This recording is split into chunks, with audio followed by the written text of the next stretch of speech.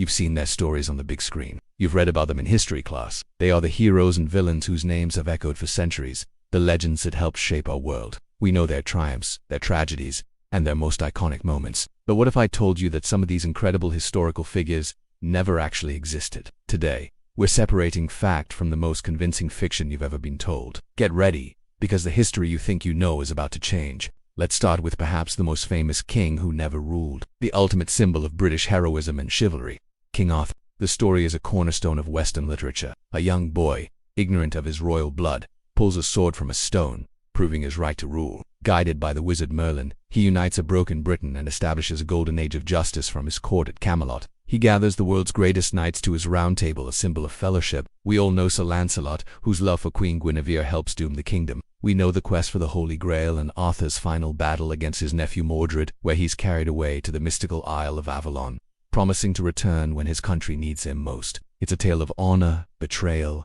and destiny that has captivated people for 1,000 years. You've seen the movies, but here's the truth. There is not a single piece of contemporary evidence proving King Arthur ever lived. Historians have spent centuries searching for the real Arthur, and they've come up completely empty. The consensus among experts today is that he's a figure of folklore, not history. So where did this incredibly detailed story come from? The first mention of a warrior named Arthur doesn't pop up until the 9th century, in a Latin text called a Historia Britannica. It lists 12 battles fought by a war leader named Arthur, where in one of them, he supposedly killed 960 men all by himself, a feat that already pushes him firmly into the realm of legend. Even this text was written 300 years after the events were said to have taken place. The character of King Arthur, Camelot, Guinevere, Excalibur, all of it was almost entirely the invention of a cleric named Geoffrey of Monmouth in his 1136 book, History of the Kings of Britain. Geoffrey claimed he was just translating a very ancient book, but modern historians are pretty sure that book never existed. He masterfully blended Welsh folklore with his own imagination to create a national epic for Britain, and Arthur was his star. The story became a medieval blockbuster. Later, French writers, like de Trier, added Lancelot and the Holy Grail, shifting the focus from war to chivalric romance. While it's possible the legend was inspired by a real Romana British commander, there's no solid evidence linking anyone to Arthur. In the end, King Arthur wasn't a man who became a legend. He was a legend that was made to look like a man. His story survives not because it's true, but because it represents ideals of justice, leadership, and hope. From a British national hero, we turn to a global icon of bravery from ancient China. Thanks to Disney, we all know the story. Invaders are at the gates, and the emperor is drafting one man from every family. Mulan's elderly father has no son to take his place. To save him from a death sentence on the battlefield, Mulan secretly cuts her hair, puts on his armor, and enlists as a man. For 12 long years, she fights with incredible courage, becoming a celebrated war hero, all while guarding her secret. When the war's won, she turns down all honors, asking only for a horse to ride home. Only when she gets back to her village and changes into her old clothes do her comrades realize the brilliant soldier they fought beside was a woman. It's a powerful story of sacrifice, honor, and defying expectations. It's a tale that has inspired millions, but just like Arthur, historians have found no definitive evidence that Mulan was a real person. Her story almost certainly began as an inspirational folktale. The entire legend comes from a single, short poem called the Ballad of Mulan. It's believed to have been composed during the Northern Wei dynasty, sometime between the 4th and 6th centuries AD, but the earliest written version we actually have is from a 12th century anthology. The poem itself is incredibly brief, only about 330 Chinese characters. Let that sink in. The entire epic narrative we know is an embellishment of a poem that takes a few minutes to read. The original ballad is vague on the details. It doesn't name the enemy, it doesn't describe any battles, and it definitely doesn't include a tiny talking dragon. Her surname, Hua, which means flower, wasn't added until a playwright made it up in the Ming dynasty. The story was likely created as folklore, not history. During the Northern Wei period, women had more freedom than in later Chinese dynasties, so the idea of a female warrior was more plausible and made for great inspiration. Its themes of honoring one's parents and loyalty to the state made it a valuable teaching tool for centuries. So while the warrior Mulan probably never charged into battle, her story has been fighting for cultural significance for over 1,500 years, and it has definitely won. Now for the mountains of Switzerland, and a symbol of freedom so powerful, he helped forge a nation. His name is William Tell. The scene is famous. It's the 14th century, and a tyrannical Habsburg bailiff named Gessler places his hat on a pole in the town square and demands that all locals bow to it. William Tell, a proud mountaineer and expert marksman, walks by with his son and refuses. Enraged, Gessler devises a cruel punishment. Tell must shoot an apple off his son's head with his crossbow. If he succeeds, they live. If he fails, they both die. With nerves of steel, Tell readies his shot but slips a second crossbow bolt into his belt. He fires, and miraculously splits the apple without harming his son. Gessler, impressed but suspicious, asks why he had a second bolt. Tell fearlessly replies, "That one was for you, had the first one struck my child." This act of defiance supposedly sparked a rebellion that founded Switzerland. It's a fantastic story of liberty against oppression. It's also completely made up. Historians widely agree that William Tell is a fictional character and a national myth. The first red flag is the timing. The story doesn't appear in writing until more than 200 years after it supposedly happened. There are 0 contemporary records of a man named Tell, a bailiff named Gessler, or any dramatic apple-shooting incidents in 14th century Switzerland. The second, more damning piece of evidence. The apple-shooting story isn't even originally Swiss. It's a wandering folk tale that shows up all over Northern Europe. A nearly identical story was told about a 10th century Danish hero named Pa, who was forced by King Harald Bluetooth to do the exact same thing. It seems the Swiss just borrowed a popular story and made it their own. The legend was promoted to create a powerful origin story for the Swiss Confederacy, giving people a hero who embodied freedom and courage. The story was so effective that Tell became a cornerstone of Swiss identity. So while you can visit the places in Switzerland tied to the legend, you won't find any historical trace of the man himself. William Tell never shot an apple off his son's head because his son, and the apple incident never existed. He's a powerful symbol, born of folklore, not fact. Let's head to the greenwood of medieval England in search of the world's most beloved outlaw, Robin Hood. He robs from the rich and gives to the poor. From his base in Sherwood Forest, this master archer leads his merry men Little John, Friar Tuck, and his love, Maid Marian, against the greedy sheriff of Nottingham and the corrupt Prince John. He's a champion of the common folk, loyal to the true king, Richard the Lionheart, who's away at the Crusades. He's the ultimate folk hero, the rebel fighting a crooked system. Just like with King Arthur, the hunt for a single, historical Robin Hood has led historians nowhere. There is no concrete evidence that the character of Robin Hood, as we know him, ever lived. The first literary references to rhymes of Robin Hood don't appear until the late 14th century, and the earliest surviving ballads are from the 15th century, long after the reign of King Richard.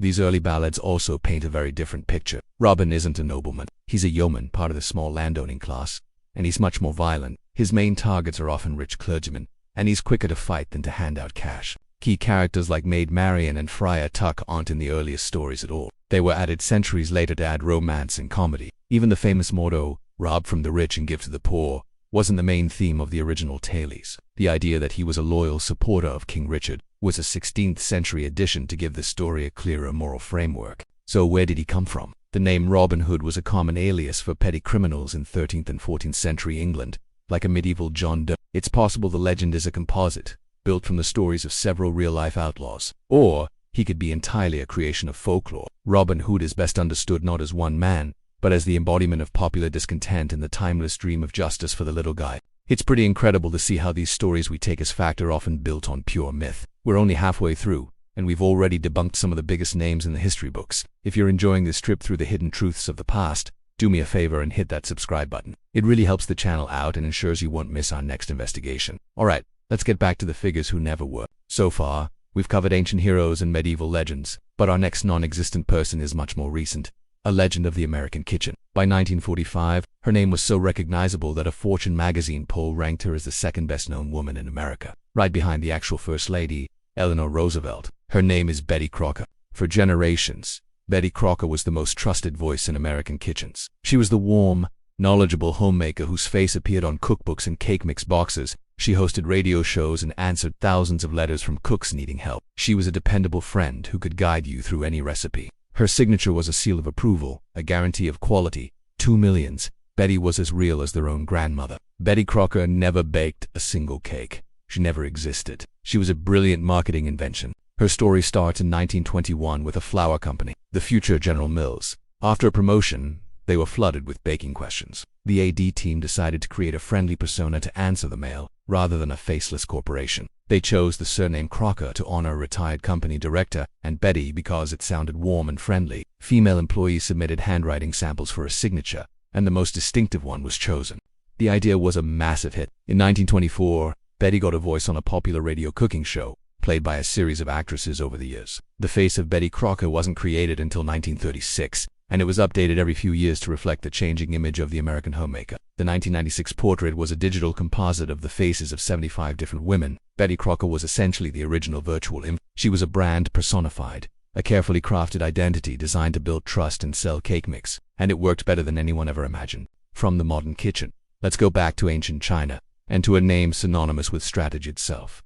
The author of The Art of War, Sun Tzu. As the story goes, Sun Tzu was a brilliant general in the 5th century BC, who led his forces to incredible victories. His strategic genius was unmatched. After his military career, he is said to have written down his wisdom in a short but profound book.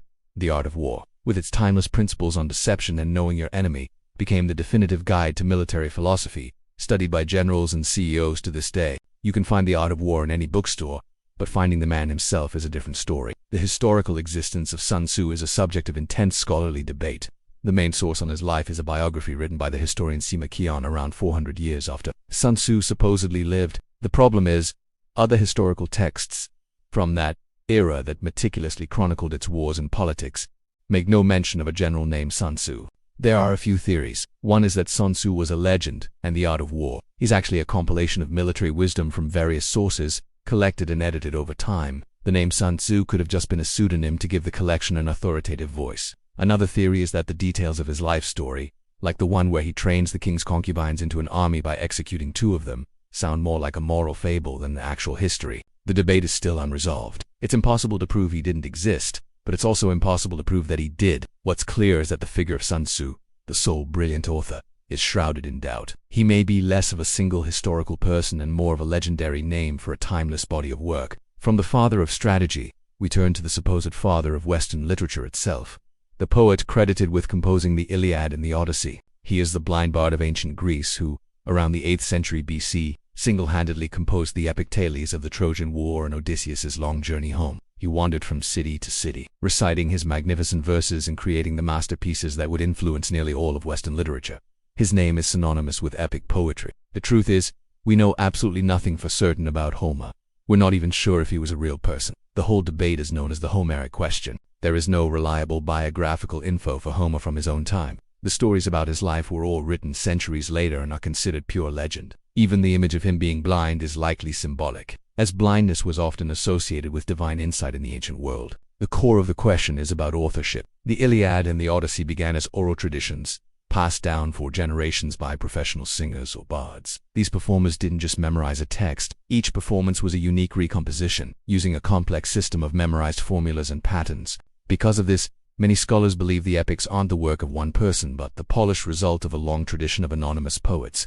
The debate now has 2 main camps. The analysts think the poems are a patchwork, stitched together from many smaller songs. The Unitarians argue that while they came from oral tradition, their masterful structure points to a single, brilliant poet whom we call Homer who gave them their final form. So, did Homer exist? Maybe he could have been the genius who finally put it all together, or Homer might just be the name we give to the anonymous tradition itself. He could be the most important author in history, or its most influential ghost. King Arthur, Mulan, William Tell, Robin Hood, Betty Crocker, Sun Tzu, Homer. They are kings, warriors, rebels, and creators who have shaped our culture, our literature, and even our kitchens. We've built monuments to them and taught their stories as fact. And yet, the historical record is silent. They exist, not in verifiable history, but in the more powerful realm of myth. These are stories that were so good, so necessary, and so inspiring that we willed them into a kind of reality. They survive because they represent timeless ideals, the hope for a just leader, the courage to defy expectations, and the spirit of rebellion against tyranny. They prove that sometimes the stories we tell ourselves are more powerful than the facts we can prove. So, what do you think? Were you taught any of these figures were real? And are there other historical figures you suspect might not have actually existed? Let me know in the comments below. I read all of them and I'm always looking for our next deep dive. Speaking of which, next time we're going to look at historical events you were taught in school that happened completely differently than you think. You won't want to miss it. Until then, keep questioning.